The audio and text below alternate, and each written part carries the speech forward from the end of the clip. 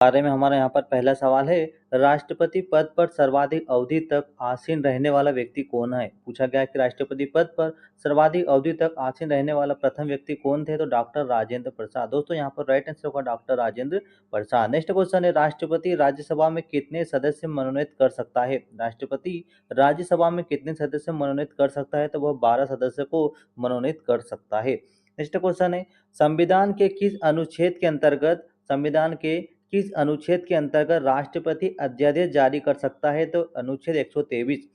अनुच्छेद 123 के अंतर्गत राष्ट्रपति अध्यादेश जारी कर सकता है। नेक्स्ट क्वेश्चन है, किस प्रकार का विधेयक राष्ट्रपति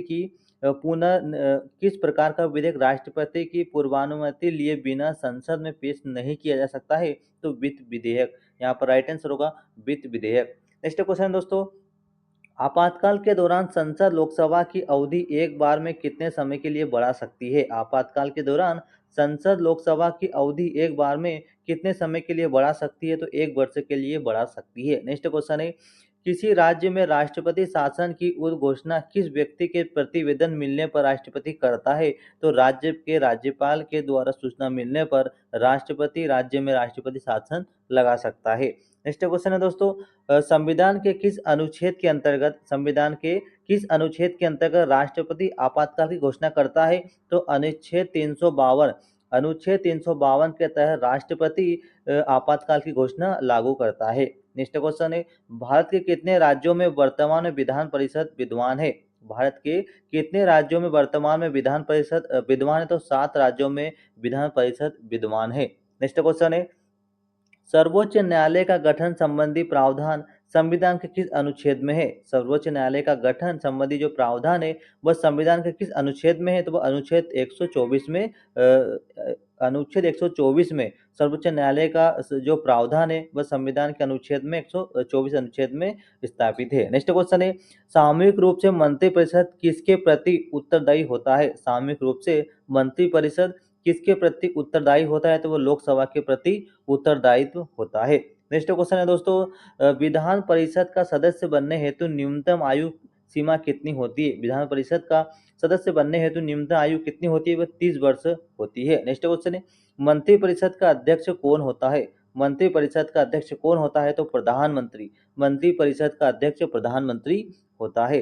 नेक्स्ट क्वेश्चन है दोस्तों, किसी भारतीय नागरिक को राष्ट्रपति पद धारण करने हेतु क्या आयु चाहिए? यानी कि किसी भारतीय नागरिक को राष्ट्रपति पद धारण करने हेतु आयु सीमा कितनी होनी चाहिए? तो 35 वर्ष। दोस्तों राइट आंसर होगा 35 वर्ष। नेक्स्ट क्वेश्चन है, प्रधानमंत्री की नियुक्ति कौन करता है? पूछा गया कि प्रधानमंत्री की नियुक्ति कौन करता है? तो राष्ट्रपति। दोस्तों याद रखना, प्रधानमंत्री की जो नियुक्ति है वह राष्ट्रपति करते हैं।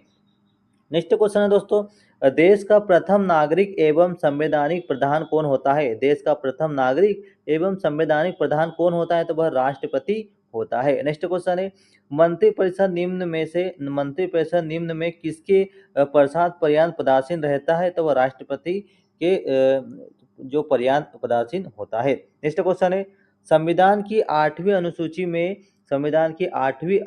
में कितनी भाषाओं का उल्लेख किया गया है? दोस्तों याद रखना, 22 भाषाओं का उल्लेख किया गया है।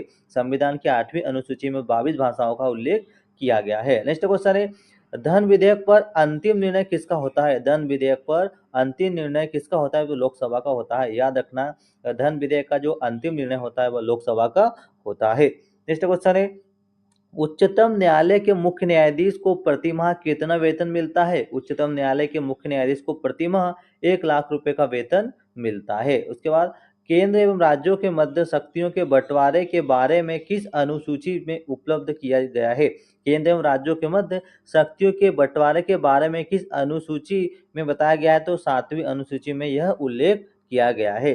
नेक्स्ट क्वेश्चन है दोस्तों, राज्य पुनर्गठन आयोग के अध्यक्ष कौन थे? तो फजल अली। राज्य पुनर्गठन आयोग के जो अध्यक्ष थे वो फजल अली थे। नेक्स्ट क्वेश्चन है, संविधान में दल बदल संबंधी प्रावधान कहाँ वर्णित थे? तो ये 10वीं अनुसूची में है। 10वीं अनुसूची में संविधान में दल बदल संबंधी प्रावधान 10वीं अनुसूची में उल्लेखित है। नेक्स्ट क्वेश्चन है, राष्ट्रीय पंचायत दिवस कब मनाया जाता है? राष्ट्रीय पंचायत दिवस कब मनाया जाता है? तो 24 अप्रैल को राष्ट्रीय पंचायत दिवस मनाया जाता है। उसके बाद भारत में किसे स्थानीय स्वशासन का पिता कहा जाता है? भारत में किसे स्थानीय स्वशासन का पिता कहा जाता है? तो लॉर्ड रिपन को स्थानीय स्वशासन का पिता कहा जाता है। मोस्ट इंपोर्टेंट क्वेश्चन है दोस्तों, याद रखना। उसके बाद भारत के मुख्य निर्वाचन आयुक्त को हटाने का अधिकार किसे प्राप्त है? तो संसद को भारत के मुख्य निर्वाचन आयुक्त को हटाने का जो अधिकार है वो संसद को है। उसके बाद राष्ट्रीय मानवाधिकार आयोग का गठन कब किया गया?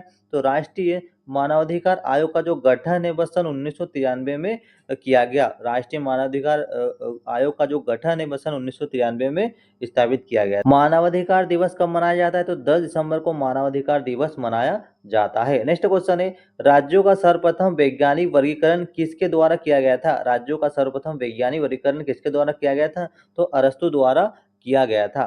नेक्स्ट क्वेश्चन दोस्तों, संयुक्त राष्ट्र संघ द्वारा मानवाधिकार की सार्वभौमिक घोषणा किस वर्ष की गई थी? तो सन 1948 में की गई थी। नेक्स्ट क्वेश्चन है, किस कमेटी का संबंध चुनाव सुधारों से है? तो ताराकुंडे कमेटी का संबंध, याद रखना, ताराकुंडे कमेटी का जो संबंध है वह किस कमेटी से है? तो वह चुनाव सुधारों से संबंधित है।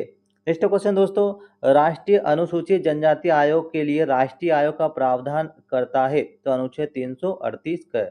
उसके बाद मंडल आयोग का गठन किया गया तो जनवरी 1979 में मंडल आयोग का गठन किया गया था। नेक्स्ट क्वेश्चन है दोस्तों, भारत की विदेश नीति की मूल बातों का समावेश संविधान की किस अनुच्छेद में है? तो अनुच्छेद 51 में है। भारत की विदेशी नीति का मूल बातों का जो समावेश है वह किस संविधान के अनुच्छेद में? तो अनुच्छेद 51 में। नेक्स्ट क्वेश्चन है, शिमला समझौता का संबंध किससे? तो भारत और पाकिस्तान के बीच शिमला समझौता का संबंध दर्शाता है। नेक्स्ट क्वेश्चन है, संयुक्त राष्ट्र दिवस कब मनाया जाता है? तो संयुक्त राष्ट्र दिवस जो है दोस्तों 24 अक्टूबर को संयुक्त राष्ट्र दिवस मनाया जाता है।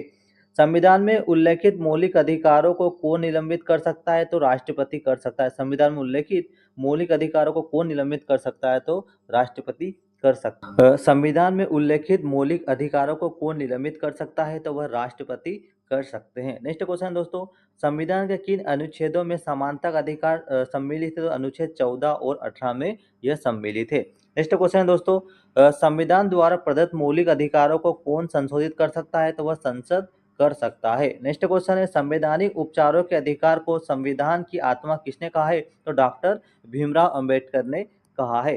नेक्स्ट क्वेश्चन दोस्तों, संविधान के किस अनुच्छेद में अस्पृश्यता उन्मूलन के लिए इसे दंडनीय अपराध घोषित किया गया है? तो अनुच्छेद 17 को। नेक्स्ट क्वेश्चन है, राज्य के नीति निर्देशक तत्वों का उल्लेख संविधान के किस भाग में है? तो भाग 4 में यह है। नेक्स्ट क्वेश्चन दोस्तों, संविधान के किन अनुच्छेद में राज्य के नीति निर्देशक तत्वों का उल्लेख किया गया है? तो संविधान के जो अनुच्छेद में राज्य के नीति निर्देशक तत्वों का उल्लेख किया है अनुच्छेद 36 और 51 में किया गया है।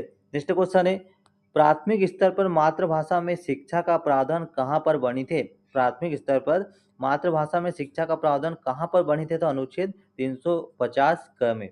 उसके बाद संवैधानिक संशोधन के लिए विधेयक को संसद के किस सदन में पेश किया जाता है? तो किसी भी सदन में यह पेश किया जा सकता है। नेक्स्ट क्वेश्चन दोस्तों, किस अनुच्छेद में न्यायपालिका का कार्यपालिका से पृथक्करण का उल्लेख किया गया है? तो अनुच्छेद 50 में।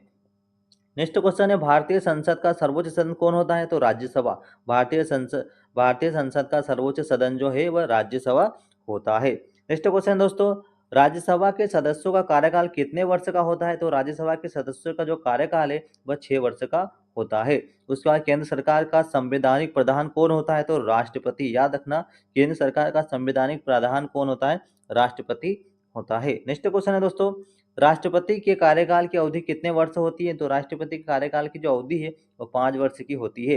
राष्ट्रपति का निर्वाचन किस प्रकार से होता है? तो अप्रत्यक्ष रूप से राष्ट्रपति का निर्वाचन होता है। नेक्स्ट क्वेश्चन है दोस्तों, एक व्यक्ति राष्ट्रपति पद के लिए अधिकतम कितने बार निर्वाचित हो सकता है? तो इसकी कोई सीमा नहीं है। दोस्तों कुछ और मोस्ट इंपोर्टेंट जनरल नॉलेज के क्वेश्चन है, तो चलिए उनको भी हम देख लेते हैं। पहला सवाल है, संविधान के किस अनुच्छेद में राष्ट्रपति को आपातकाल की घोषणा करने का अधिकार है? तो अनुच्छेद 352 में। दोस्तों राष्ट्रपति जो आपातकाल घोषित करता है वह अनुच्छेद 352 के तहत करता है। उसके बाद सिंधु घाटी सभ्यता में धोलावीरा किस वर्तमान राज्य में स्थित है? तो यह गुजरात राज्य में स्थित है। उसके बाद डीएनए की खोज किसने की थी? तो जेम्स वाटसन और फ्रांसिस क्रिक ने डीएनए की खोज की थी। नेक्स्ट क्वेश्चन है, भारत का पहला साइबर लॉ किस वर्ष लागू हुआ था? तो 2000 में हुआ था। उसके बाद वैश्विक वार्मिंग के लिए सबसे जिम्मेदार ग्रीन हाउस गैस कौन सी है? तो कार्बन डाइऑक्साइड। उसके बाद मौर्य साम्राज्य के संस्थापक चंद्रगुप्त मौर्य को कौन सा विदेशी विद्वान सलाह देता था? तो वो चाणक्य देता था। नेक्स्ट क्वेश्चन है, भारत में राष्ट्रीय पंचायती राज दिवस कब मनाया जाता है? तो 24 अप्रैल को मनाया जाता है। उसके बाद नालंदा विश्वविद्यालय को किसने नष्ट किया था? तो बख्तियार खिलजी ने। बख्तियार खिलजी ने जो विश्वविद्यालय है नालंदा उसको क्या किया था? नष्ट कर दिया था। उसके बाद state of forest report Bharat में कौन जारी करता है? तो भारतीय वन सर्वेक्षण करता है। उसका नेक्स्ट क्वेश्चन है, लाल किला किसने बनवाया था? तो शाहजहां ने दोस्तों लाल किला बनवाया था। दोस्तों ये जनरल नॉलेज के मोस्ट इंपोर्टेंट क्वेश्चन जो हर एग्जाम में बार बार पूछे जाते हैं, आपको कैसे लगे हमें कमेंट कर जरूर बताएं।